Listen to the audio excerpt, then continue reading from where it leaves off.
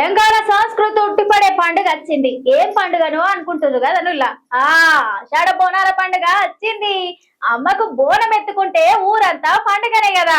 తెలంగాణ ఆడబిడ్డల ఆత్మగౌరవ పండుగ ఆషాఢం బోనాలు.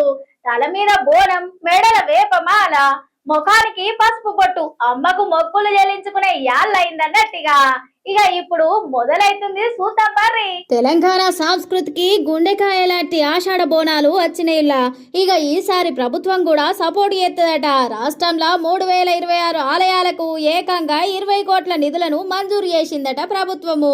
ఇక జూలై 16 సంది ఆగస్టు 13 తారీఖు దాకా నెల రోజులు బోనాల సందడే సందడి. 16 నాడు నల్గొండ జగదాంబ మంకాలి గుడిలా మొదటి బోనం సమర్పిస్తారట. ఇక 21, 22 తారీఖు నాడు బల్కంపేట ఎల్లమ్మకు, ఆగస్టు 2, 3 తారీఖులల్లా సికింద్రాబాద్ ఉజ్జాయిని మంకాలమ్మకు, 9 తారీఖు నాడు పాత బస్తీల ప్రధాన ఆలయాలల్లా, 10 నాడు హరిబౌలి మంకాలి బోనాలు జరుపుతుంటారట. ఇక ఆడపడుచుల బోనాలు, పోతరాజుల ఆటపాటలతోటి పండుగలు సంబురంగా ఉంటాయి అన్నట్టు.